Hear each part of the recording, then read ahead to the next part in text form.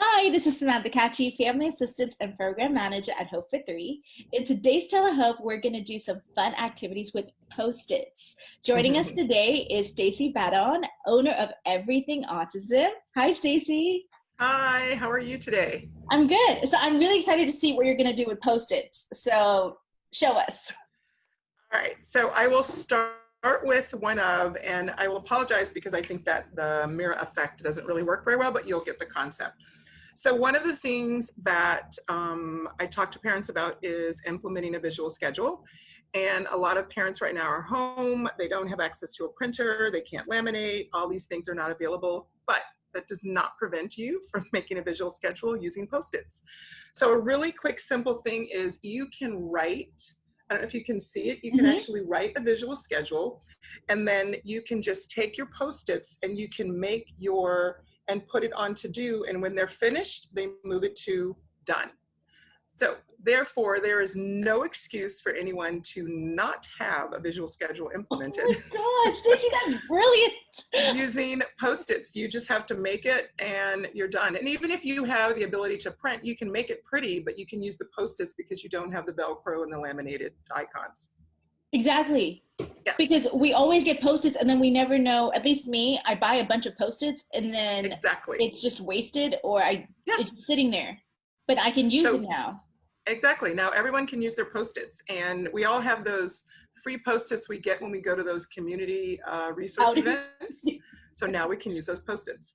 All right, another way that you can use Post-its is a lot of times we are trying to get our kiddos to either, learn alphabet, numbers, letters, sight words. It can be used for anything. And so what you do is you just take your Post-its and you, let's just say you're working on letters, right? You put your letter A on there. You, ahead of time, you take the Post-its and you tag them around the house on the wall, maybe under the chair where they can still kind of see them, but then you can ask them and say, oh, can you go find the letter A? Can you go find B? And what you're doing is, one, you are either teaching, reinforcing letter recognition, but you are also providing them with sensory input, because what are they doing? Moving their bodies from one place to another. So you are structuring that sensory input, but also tying in, it can be sight words, it can be, I've even done it where I have put like math facts, like some of the kids have to practice their math facts. So if you have to practice, 2 times 3, you put those around and you make it an activity. And the great thing is the parents don't have to really, like, you can just sit from your chair and say, go find which, and you can switch it up. So for example, if you're doing math facts and you have the Post-its hidden, or even if you have them on the wall in a line, can say, can you bring me the one that is the product of 6, right? And then they have to find the one which is 6. Or if you're doing addition, which double digit is 8, right? And they have to pull the 4 plus 4. The idea is that you are helping your child with those academic skills, but you are also giving them some movement, and you don't have to do a lot of prep.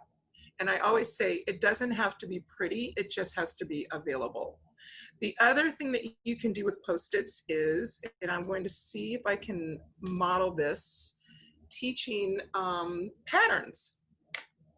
So you take your different Post-its, and let's just say that you have, let's just forget that there's an A here, and let me do it right. So, my Post-it's not sticking, sorry. All right, so you can literally take different Post-its and you can make patterns. So what do we have? We have small, big, small, big. So you can teach patterns with your children. You can give them Post-its and tell them to make a pattern on the refrigerator. And what I love about the concept of using the Post-its to give our children a task is, a lot of parents are trying to multitask because the kids are home. If you have to cook or do laundry, bring the Post-its in the laundry room with your little one, or even if they're, a little bit older, but they need to be supervised. and just give them a task. You can tell them to take Post-its. Can you make a square with Post-its? And they can just make a square on the wall using the Post-its. And so you're giving them something to do. It's keeping them structured, but you're also working on fine motor if they have to make a pattern or a shape, and they're in the laundry room with you. They can do it on the side of the dryer. It doesn't matter where they do it. The concept is thinking of Post-its as something portable, right, that you have, something you can write on to make a visual support, and something you can use in terms of, like, I don't know, like flashcards. I'm not a real big flashcard person, but the concept is practice. I won't say I'm against flashcards. I don't like sitting at a table drilling, right?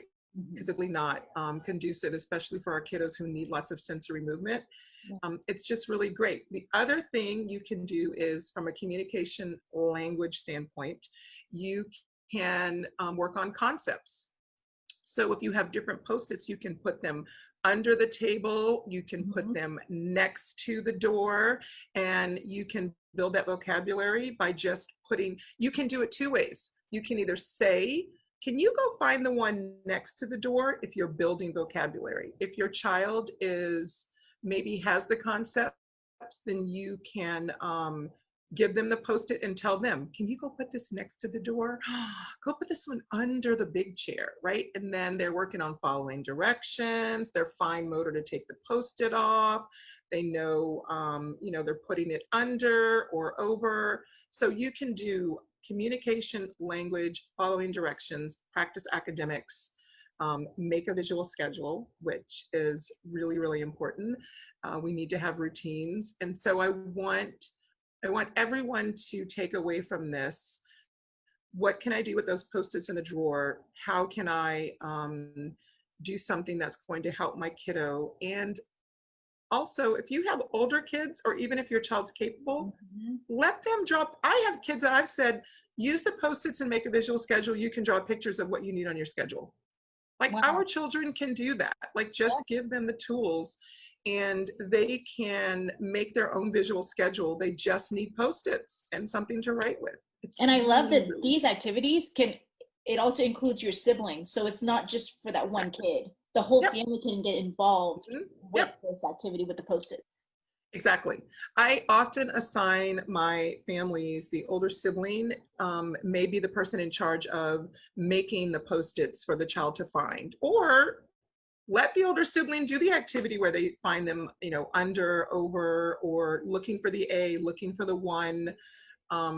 Just the, another one really quick is, if your child is at the level where they are still learning, you can have the Post-its where you can tear them in half.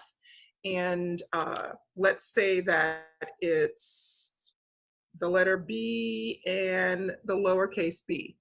If you tear it in half, then you can stick one of them and you can say, oh, can you go find the lowercase b and match it to the, and then they have to put them together on the paper or wherever. It doesn't really matter. It doesn't have to be pretty. The idea is that you can take this Post-it and do so many things with it, and it just makes a difference. And so you have a B and you tell them, go find the matching B, and you've already tucked it somewhere. The hiding part is not about them looking for it. It's about, they can see it. They just have to go and get it. They're moving their body, and then they bring it back, and then they can put it together like a puzzle if you want. And it's like a one-step direction, right? It's like the basic. And then you can build on the one step to the two step to the three step. Yes. But you're also doing, so what you're doing is you are using visuals, you are structuring the activity, you are building academics, you are building language, you're reinforcing skills, you are introducing vocabulary, all in just using Post-its and coming up with ways. Just using Post-its, like, like, this is amazing, because I can't, like, you've just given us over 7 different activities hitting different targets. Post-its. With Post-its. Awesome. Thank you so much, Stacy. And thank you so much for joining me on TeleH.O.P.E today. Of course. If you would like to access more fun activities, check out hope3.org/resources. Until then, bye. Bye.